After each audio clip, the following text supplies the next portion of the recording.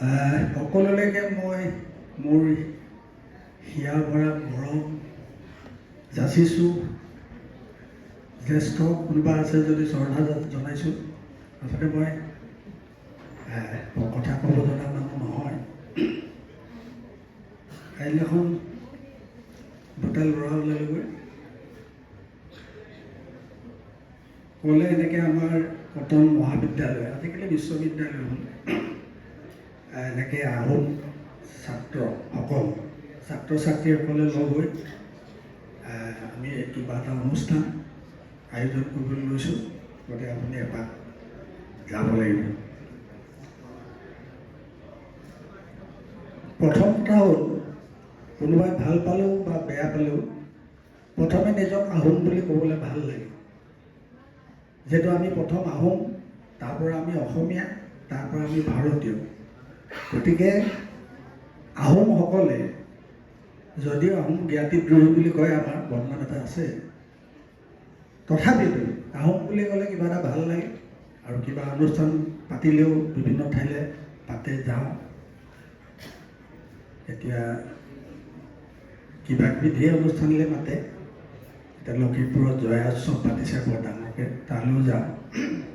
কথা হ'ল, আমাৰ দুখ হ'ল এটাই, এতিয়া আমি যিবিলাক আমাৰ টাই লোকসকলে অসমৰ একেবাৰে পাট সাকুৰ পৰা আদি, পাট সাকুতে অকণমান ভাষা বুজি পোৱা দুই এজন বুঢ়া মানুহ আছে। তেওঁলোকে টাই ভাষা কথা কয়, পাতে। পাট সাকুলৈ গ'লে এইটো দেখা পাওঁ কেতিয়াবা। কিন্তু এনেই আমাৰ এতিয়া আমাৰ মানে কিছুমান অসমীয়া কথাত কওঁতে বোলে গৰুৰ আগত টোকাৰি পাই শিং জোকাৰি ঘাঁহ খাই বুলি কোৱাৰ নিচিনা কথা হয়। আমি টাই গীত ভাল পাওঁ বা টাই গীত আমি গাবও পাৰোঁ, কিন্তু কোনেও বুজি নাপায়। গতিকে লাভটো একো নাই। বুজি পোৱা ভাষা এটাই গান গাই লাভ আছে। মোক বহুতে কয়, আপুনি টাই ভাষাৰ গীত গাওক, টাই হেৰি গাওক। মোৰ গোৱা ডাঙৰ কথা নহয়, কিন্তু বুজি পোৱাটোৱে ডাঙৰ কথা। মই য'ত গাবলৈ যাম, তাত যদি 100জনৰ তিনিজনে কিবা এটা ইণ্টাৰেষ্ট আছে কাৰণে জানিবলৈ, তাৰ বহুতেতো নাজানে, বুজি নাপায়। গতিকে আমাৰ দুখ হ'ল কি, অসমৰ আহোমসকলৰ ঢেৰ সংগঠন হ'ল, 100টামান সংগঠন আছে কিজানি। যিহেতু চব দুভাগ, টাই আহোম ছাত্ৰ সন্থা দুভাগ, যুৱ পৰিষদ দুভাগ, এনেকৈ আহোম সভা দুভাগ, চব দুভগীয়া। তাৰমানে এভাগ টাই আমাৰ। গতিকে যদি সকলোৱে একগোট হ'ব পাৰিলেহেঁতেন, তেতিয়া এই আহোম ভাষাটো অন্ততঃ এই LP স্কুল মানে পৰ্যায়ত, নিম্ন বুনিয়াদী ইয়াত যিখিনি পৰ্যায়ত আমাৰ প্ৰায় 6 মানলৈকে বা 5লৈকে বা এনেকুৱা ধৰণলৈকে যদি টাই ভাষাটো শিকোৱাটো বাধ্যতামূলক কৰিলেহেঁতেন, তেতিয়াহ'লে হয়তো লাহে লাহে মানুহবিলাকে টাই ভাষাটো শিকিবলৈ ইচ্ছা কৰিলেহেঁতেন আৰু জানিলেহেঁতেন। আৰু তেতিয়া আমি এই গীত মাত এইবিলাক গাই ভাল পালোঁহেঁতেন, যিহেতু বুজি পালেহেঁতেন।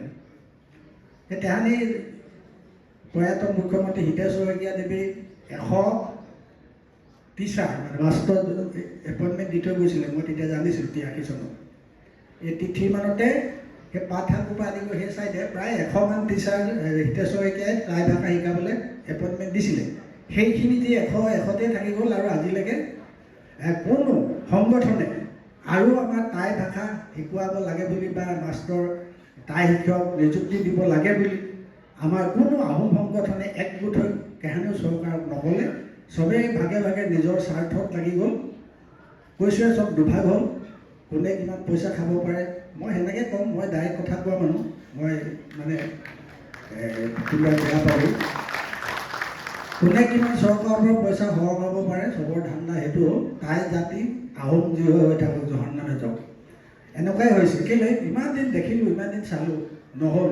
যদি গোটেইখিনি সংগঠন একগোট হয়, যদি চৰকাৰক ধৰিলেহেঁতেন যে আমাৰ টাই ভাষাটো আমি এতিয়া বহুত অনুষ্ঠান পাতি থাকোঁ, মেইনকৈ মেডাম মেফি পতা হয়, বা এতিয়া ভাগে ভাগে আমাৰ বহুতে বৰগোহাঁই বংশাৱলী পাতে। এইবাৰ প্ৰথমবাৰ মই দেখিলোঁ গগৈ সন্মিলনীও পাতিলে, তালৈও গৈছিলোঁ তেখেতে। কিন্তু এইবিলাক কৰি থাকিলে অকল নহ'ব। মানুহখিনি লগ খাই অকল ভোজ ভাত খালে কিডাল হ'ব। মেইন আমাৰ কথাটো ভাষাটো যদি তাই মানুহ হিচাপে আহোম হিচাপে তাই আহোম হিচাপে যদি চিনাকি দিবলৈ ইচ্ছা আছে তেনেহ'লে ভাষাটো মেইন কথা নাই জানিব লাগিব আমি আমাৰ ল'ৰা ছোৱালীবিলাক সেইকাৰণে কৈছোঁ অন্ততঃ LP স্কুল MV স্কুল পৰ্যায়লৈকে যদি ভাষাটো শিকাবলৈ তাই টিচাৰ মানে তাই লেংগুৱেজৰ শিক্ষক যদি এপইণ্টমেণ্ট দিয়াব পাৰে চৰকাৰক কৈ তেতিয়া লাভ আছিলে এনে আৰু আমি এতিয়া মানুহখিনি লগ পাওঁ আজি ধৰি লওক পাতাতে আমি সকলো পালোঁ আহোম বুলি বাহাদুৰ দেখুৱাই 600 বছৰ ৰাজত্ব কৰা বুলি কিন্তু লাভটো একো নহয়গৈ গালু বালু খোলাগুটি তাল হয় আমাৰ একো লাভ নহয় গতিকে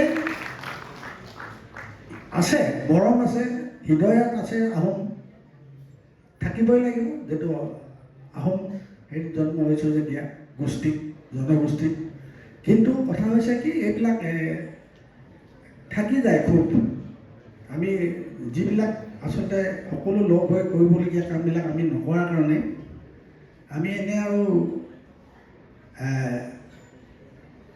লগ খাই খানা খোৱা বাহিৰে আমাৰ একো নহয় ভোজ ভাত খাই দুটামান মানে দুবাতিমান মদ খাই দুগিলাচমান দুপাকমান বিহু নচা হয় আৰু তাৰপিছত খেলা খতম পইচা হজম চব ঘৰা ঘূৰি যাওঁ গতিকে সেইকাৰণে জাতিটো আমি ভাল পাওঁ আমাৰ জনগোষ্ঠীটো আহোম জনগোষ্ঠী 600 বছৰ ৰাজত 600 নহয় বহুত 600 পৰা যোগ কৰিলে হিতেশ্বৰ শইকীয়া আছিলে 15 বছৰ তৰুণ গগৈ 15 বছৰ গতিকে 30 বছৰ গতিকে এনেকৈ 600 বছৰতকৈ বেছি হ'ব হিচাপ কৰিলে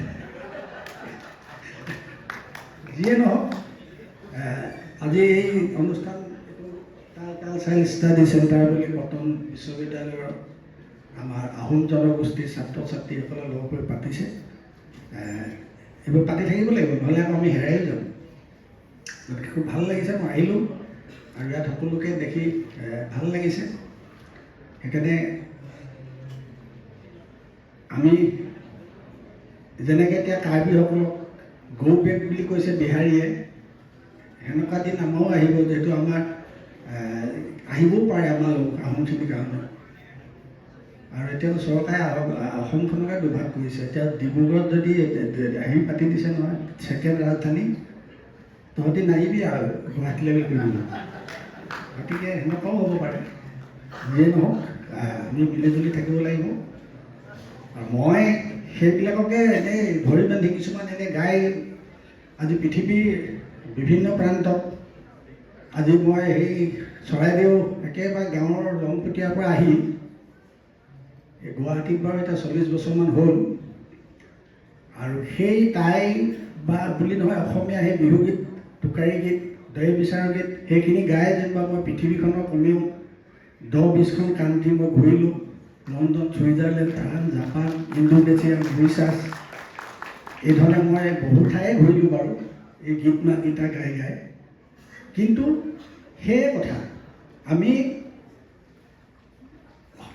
বাহিৰলৈ গ'লেও এতিয়া নৰ্থ ইষ্ট ইণ্ডিয়া বুলি ক'লে আছে ইউৰ ফ্ৰম নেপাল এতিয়াও নৰ্থ ইষ্ট ইণ্ডিয়াটো বহুত দিনলৈকে মানুহে নেপালৰ বুলিয়ে ভাবি আছিল আমাক নেপালী বুলিয়ে ভাবি আছিল কিন্তু আজিকালি অলপ বুজা হৈছে আজিকালি জনা হৈছে যিয়ে নহওক খুব আহিলোঁ ভাল লাগিলে হ'লে আপোনাক লগ পাই এতিয়া সেয়ে কৈছোঁ পাত কাই পাৰে চালুং চুকা ফাই হোমাৰত দিলেহি ভৰি ঐ মুখখন খুলাই ঐ ফুৰানো পাতিলে চুন্দে কাগতে ৰাখি তেহেঁতে দেখিছোঁ বুঢ়াসকলে এই আমাৰ লাকুৱা উমফা পূজালৈ যাওঁতেও দেখোঁ এছাইয়ে কোবাই মুৰ্গী মৰা কিন্তু আজিকালি সেই শক্তিও নাইকিয়া হ'ল নেকি ঠিক নাই আৰু আমাৰ কিছুমান ভিতৰপতীয়া সকাম দেখিছিলোঁ একেটা বাতিতে বিয়নীয়েকে একেটা বাতিতে বিয়ৈসকলক খুৱায় কিন্তু বাহিৰা মানুহ সোমাব নোৱাৰে সোমাবলৈ নিদিয়ে কিন্তু মোৰ এটা ভাগ্য আছিলে মই নাতিয়েক হিচাপে ঘপকৈ সোমাই দিওঁ তেতিয়া দেখিছিলোঁ একেটা বাতিতে এই আমাৰ বুঢ়ীসকলে বুঢ়াসকলক সাজ খুৱায় আৰু বুঢ়াসকলে আকৌ হেৰা বিয়নী কি খাই মৰিলে বিহু হেৰা বিয়নী কি খাই মৰিলে বিয়ৈ ঐ হিমৰা জালতে ডিমৰা পাতোতে চেপাত লাগি মৰিলে বিয়ৈহেৰা বিহনী ঐ কি খাই মৰিলে বিয়ৈহেৰা বিহনী ঐ কি খাই মৰিলে বিয়ৈ। আমাৰ আহোমখিনি এটা কথা আছে এই গানবিলাক গাওঁতে দুইবিলাক কি খাই মৰিলে বুলি ক'লে আৰু সেইটো শুনিবলৈ বেয়া মৰিলে বুলি ক'লে কি খাই মৰিলে যেনেকৈ আগৰ বুঢ়াখনে গাইছিলে নাচনি নাচিলে ধিন পিঠি কপিলে ধিন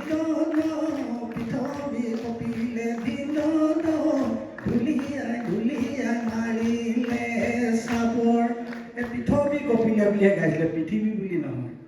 যেনেকৈ আমাৰ যিমান ডক্টৰেট MA BA পাছ হোৱাতেও এহাঁতি গধূলি বুলি কৈ নাপালে কিন্তু গধূলি বেঙেনা বুলি কৈ কমেই পালে বেঙেনা তেনেকুৱা ধৰণৰ আমাৰ কিছুমান মানে কথিত ভাষা আমাৰখিনিৰ মাজত থাকি গ'ল। যেনেকৈ আহোমৰ হ নুফুটে মই গুৱাহাটীলৈ আহি গান গাওঁতে বহুত গালিয়ে খাইছিলোঁ যিহেতু আমাৰ চব হ হৈ যায় তালিবা হওক দন্তীয়া হওক ক্ষয়পুৰি হওক বদলি হওক চব হ হৈ যায় শিয়াল হৈ যায় শিয়াল হয় সদায়। গতিকে এই কিছুমান কথা আৰু হতে বাৰু আহোমৰ চিনাকি এই হখিনি মই পাছত ইয়ালৈ আহিয়ে শিকিছোঁ যে তালিবিয়া হওক কোনটো দন্তীয়া হওক কোনটো ক্ষয়পুৰি হওক বুলি কওঁ আমি সেইটো কোনটো। গতিকে এইবিলাক ইয়াত আহি ঠেকাকৈ শিকিলোঁ আৰু যাৰ কাৰণে প্ৰথম দশত বহুত আহোম মানুহে ৰেডিঅ' চেণ্টাৰত এই অডিশ্যন দিলে পাছ নকৰে কেলৈ হ নুফুটে পাছতহে বহুতে মানে পাছ কৰিছে।